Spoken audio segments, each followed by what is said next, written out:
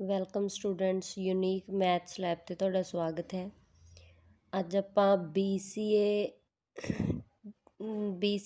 ਦੇ discrete mathematics ਦੇ ਵਿੱਚ ਨਵਾਂ ਚੈਪਟਰ ਸਟਾਰਟ ਕਰਨ ਜਾ ਰਹੇ ਹਾਂ, ਜਿਸ ਦਾ ਨਾਮ ਹੈ ਲੌਜਿਕ ਐਂਡ ਕੁਆਂਟੀਫਾਇਰਸ।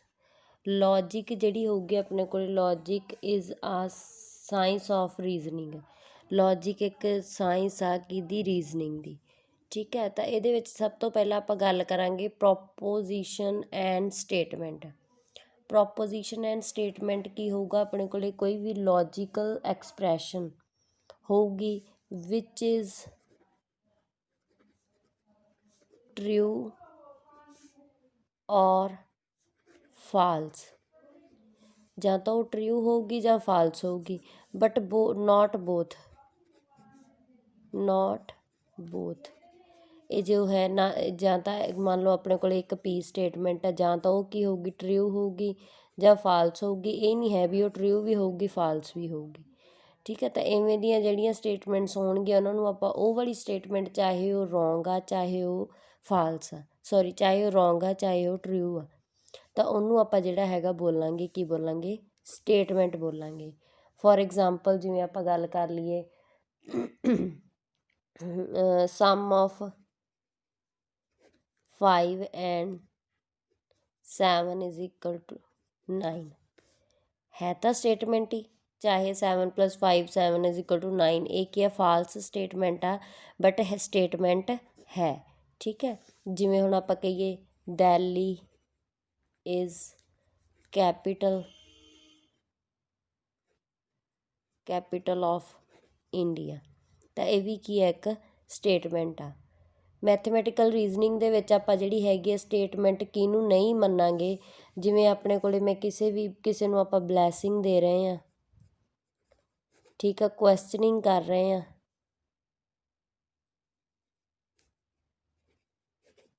ਬਲੈਸਿੰਗ ਦੇ ਰਹੇ ਹਾਂ, ਕੁਐਸਚਨਿੰਗ ਕਰ ਰਹੇ ਹਾਂ, ਪਰਮਿਸ਼ਨ ਲੈ ਰਹੇ ਹਾਂ ਕਿਸੇ ਵੀ ਜਿਹੜੀ ਹੈਗੀ ਆਪਾਂ ਉਹਦੀ। ਠੀਕ ਹੈ,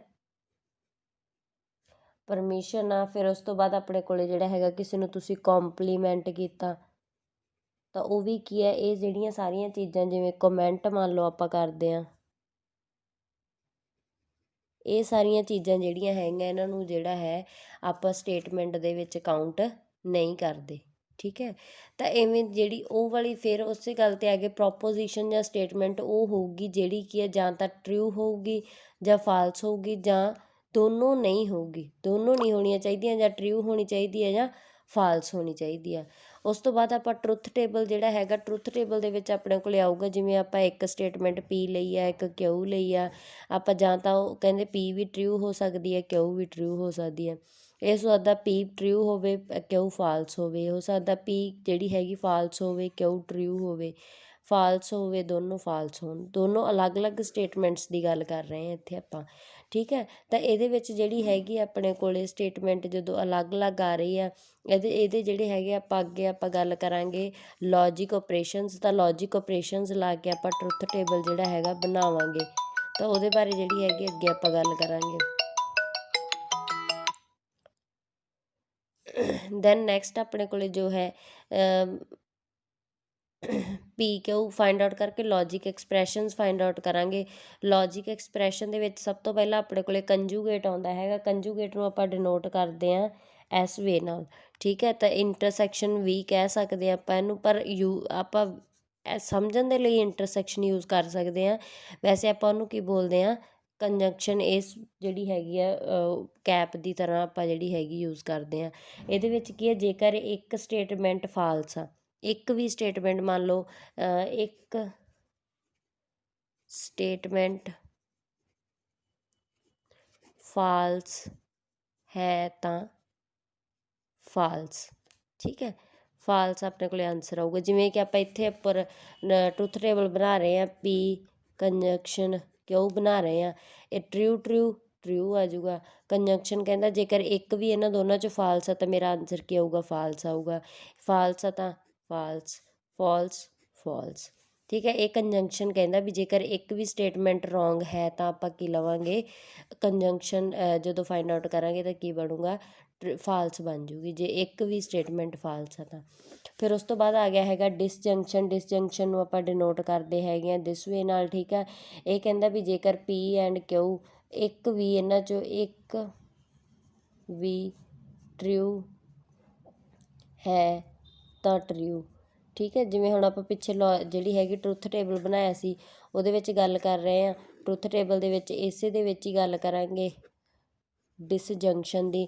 ਡਿਸਜੰਕਸ਼ਨ ਕਹਿੰਦਾ ਇੱਕ ਵੀ ਟਰੂ ਆ ਤਾਂ ਮੈਂ ਟਰੂ ਹਾਂ, ਠੀਕ ਹੈ। ਮੈਂ ਮੰਨੂਗਾ ਵੀ ਜੇ ਇੱਕ ਵੀ ਸਟੇਟਮੈਂਟ ਟਰੂ ਆ ਤਾਂ ਉਹ ਕੀ ਹੋਊਗੀ, ਟਰੂ ਹੋਊਗੀ। ਤਾਂ true true true true false true ਹੀ ਆ ਜਾਊਗਾ, ਫਾਲਸ ਟਰੂ ਟਰੂ ਹੀ ਆ ਜਾਊਗਾ, ਫਾਲਸ ਫਾਲਸ ਜੇਕਰ ਦੋਨੋਂ ਸਟੇਟਮੈਂਟਸ ਰੋਂਗ ਆ ਤਾਂ ਮੈਂ ਰੋਂਗ ਆ, ਠੀਕ ਹੈ। ਤਾਂ ਇਹ ਵਾਲੀ ਚੀਜ਼ ਆਪਣੇ ਕੋਲ ਜਿਹੜੀ ਹੈਗੀ ਕੌਣ ਕਹਿੰਦਾ ਹੈਗਾ ਗਾ, ਇਹ ਹੈਗਾ ਆਪਣੇ ਕੋਲੇ ਕੰਜੰਕਸ਼ਨ, ਠੀਕ ਹੈ। ਅਤੇ ਇਹ ਹੈਗਾ ਆਪਣੇ ਕੋਲੇ ਡਿਸਜੰਕਸ਼ਨ, ਇਹ ਹੈਗਾ ਡਿਸਜੰਕਸ਼ਨ। ਕੰਜੰਕਸ਼ਨ ਅਤੇ ਡਿਸਜੰਕਸ਼ਨ ਦਾ ਇਹ ਮੇਨ ਰੂਲ ਆ। ਫਿਰ ਉਸ ਤੋਂ ਬਾਅਦ ਆਉਂਦਾ ਹੈਗਾ ਨਿਗੇਸ਼ਨ। ਨਿਗੇਸ਼ਨ ਨੂੰ ਆਪਾਂ ਡਿਨੋਟ ਕਰਦੇ ਹਾਂ ਦਿਸ ਵੇ ਨਾਲ, ਠੀਕ ਹੈ। ਨਿਗੇਸ਼ਨ ਨੂੰ ਜਦੋਂ ਤੁਸੀਂ ਇਸ ਤਰ੍ਹਾਂ ਡਿਨੋਟ ਕਰੋਗੇ ਤਾਂ ਆਪਣੇ ਕੋਲ ਜਿਵੇਂ P ਆ ਹੈ ਨਾ, P ਕੀ ਸੀਗੀ, ਜਾਂ ਟਰੂ ਹੋਊਗੀ ਜਾਂ ਫਾਲਸ ਹੋਊਗੀ।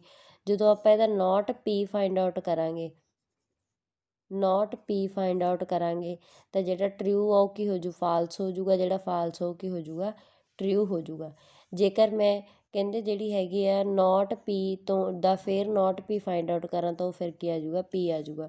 ਨੋਟ P ਸੀ ਨਾ, ਹੁਣ ਮੈਂ ਇਹਦੇ 'ਤੇ ਫਿਰ ਨਿਗੇਸ਼ਨ ਲਗਾ ਦਿੰਦੀ ਹਾਂ। ਫਿਰ ਨਿਗੇਸ਼ਨ ਲਗਾਉਂਗੀ ਤਾਂ ਕੀ ਬਣ ਜੂਗਾ, ਫਾਲਸ ਤੋਂ ਕੀ ਆ ਜੂਗਾ, ਟਰੂ, ਟਰੂ ਤੋਂ ਕੀ ਆ ਜੂਗਾ, ਫਾਲਸ ਆ ਜੂਗਾ। ਤਾਂ ਇਹ ਆਪਣੇ ਕੋਲ ਜਿਹੜੀ ਹੈਗੀ ਆ ਇਹਨੂੰ ਬੋਲਦੇ ਆ ਨਿਗੇਸ਼ਨ ਬੋਲਦੇ ਆ। ਟਰੁੱਥ ਟੇਬਲ ਮੈਂ ਪਹਿਲਾਂ ਇੱਥੇ ਤੁਹਾਨੂੰ ਬਣਾ ਕੇ ਦਿਖਾ ਚੁੱਕੀ ਹਾਂ, ਇੱਕ ਵਾਰੀ ਫਿਰ ਮੈਂ ਰਿਪੀਟ ਕਰ ਦਿੰਦੀ ਹਾਂ। ਦੇਖੋ ਆਪਣੇ ਕੋਲ ਦੋ ਸਟੇਟਮੈਂਟਸ ਆ, true true true false, false true, false false, ਠੀਕ ਹੈ। ਪਹਿਲਾਂ ਆਪਾਂ ਫਾਈਂਡ ਆਊਟ ਕਰਨਾ ਹੈਗਾ ਗਾ ਕੰਜੰਕਸ਼ਨ। ਕੰਜੰਕਸ਼ਨ ਕਹਿੰਦਾ ਸੀ ਜੇ ਇੱਕ ਵੀ ਫਾਲਸ ਆ ਤਾਂ ਫਾਲਸ ਆ। ਪਹਿਲਾਂ ਕੀ ਹੈ, ਟਰੂ ਟਰੂ ਟਰੂ ਆ ਜੋ, ਦੂਸਰਾ ਆਪਣੇ ਕੋਲ false, false true false, false false false, ਠੀਕ ਹੈ। ਦੈਨ ਆਪਾਂ ਕੀ ਫਾਈਂਡ ਆਊਟ ਕੀਤਾ ਸੀਗਾ ਡਿਸਜੰਕਸ਼ਨ। ਡਿਸਜੰਕਸ਼ਨ ਕਹਿੰਦਾ ਵੀ ਇੱਕ ਵੀ ਟਰੂ ਆ ਤਾਂ ਟਰੂ ਆ ਜਾਊਗਾ। ਤਾਂ true true true true false true, true false true true, then false false ਦਾ ਕੀ ਆ ਜਾਊਗਾ, true. Then not P negation ਆਪਾਂ ਨੇ ਕੋਲੇ ਕੀ ਸੀਗਾ, ਇਹਦਾ ਉਲਟ ਆ ਜਾਊਗਾ, ਕੀ ਆ ਜਾਊਗਾ, ਟਰੂ ਦਾ ਫਾਲਸ, ਟਰੂ ਫਾਲਸ, ਫਾਲਸ ਦਾ ਟਰੂ ਟਰੂ। ਤਾਂ ਇਸ ਵੇ ਨਾਲ ਜਿਹੜੀ ਹੈਗੀ ਆਪਾਂ ਇਹਦੇ ਵਿੱਚ ਜਿਹੜਾ ਹੈਗਾ ਲੌਜਿਕ ਐਂਡ ਕੁਆਂਟੀਫਾਇਰਸ ਦੇ ਵਿੱਚ ਆਪਾਂ ਸਟੇਟਮੈਂਟ ਦੀ ਗੱਲ ਕੀਤੀ ਜਾਂ ਪ੍ਰੋਪੋਜੀਸ਼ਨ ਦੀ ਗੱਲ ਕੀਤੀ। ਸਟੇਟਮੈਂਟ ਅਤੇ ਪ੍ਰੋਪੋਜੀਸ਼ਨ ਕਹਿੰਦੀਆਂ ਵੀ ਜਿਹੜਾ ਮੈਂ ਕੀ ਆ ਹੈਗਾ, ਜਾਂ ਤਾਂ ਮੈਂ ਟਰੂ ਆ ਜਾਂ ਫਾਲਸ ਆ, ਦੋਨੋਂ ਨਹੀਂ ਹੋ ਸਕਦੇ, ਨੋਟ ਬੋਥ। ਇਹ ਨਹੀਂ ਹੋ ਸਕਦਾ ਵੀ ਇੱਕ ਸਟੇਟਮੈਂਟ ਆ ਉਹ ਟਰੂ ਵੀ ਹੋਵੇ ਫਾਲਸ ਵੀ ਹੋਵੇ, ਠੀਕ ਹੈ। ਫਿਰ ਜਿਹੜੇ ਆਪਾਂ ਬਲੈਸਿੰਗਸ ਆ, ਕੁਐਸਚਨਿੰਗ ਕਰਦੇ ਹਾਂ, ਪਰਮਿਸ਼ਨ ਲੈਂਦੇ ਹਾਂ, ਕੰਪਲੀਮੈਂਟ ਦਿੰਦੇ ਹਾਂ, ਕਮੈਂਟ ਕਰਦੇ ਹਾਂ, ਇਹਨਾਂ ਸਭ ਨੂੰ ਕੀ ਆ ਪ੍ਰੈਪੋਜੀਸ਼ਨ ਜਾਂ ਸਟੇਟਮੈਂਟ ਨਹੀਂ ਮੰਨਿਆ ਜਾਂਦਾ।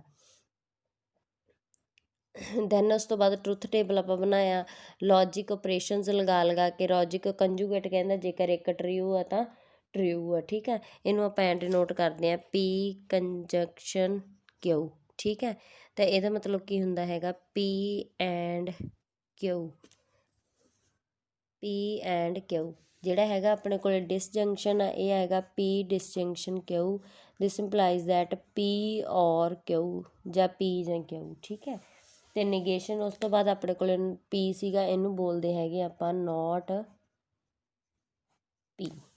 ਉਸ ਤੋਂ ਬਾਅਦ ਟਰੁੱਥ ਟੇਬਲ ਤੁਹਾਨੂੰ ਬਣਾ ਕੇ ਦਿਖਾਇਆ ਵੀ ਜਿਹੜਾ ਹੈਗਾ ਕਿਵੇਂ ਆਪਾਂ ਕੰਜੰਕਸ਼ਨ, ਡਿਸਜੰਕਸ਼ਨ ਅਤੇ ਜਿਹੜਾ ਹੈਗਾ ਨਿਗੇਸ਼ਨ ਫਾਈਂਡ ਆਊਟ ਕਰ ਸਕਦੇ ਹਾਂ। ਹਾਂਜੀ, ਜੇਕਰ ਤੁਹਾਨੂੰ ਵੀਡੀਓ ਅੱਛੀ ਲੱਗੀ ਤਾਂ ਲਾਈਕ ਸ਼ੇਅਰ ਜ਼ਰੂਰ ਕਰਨਾ। ਥੈਂਕਸ।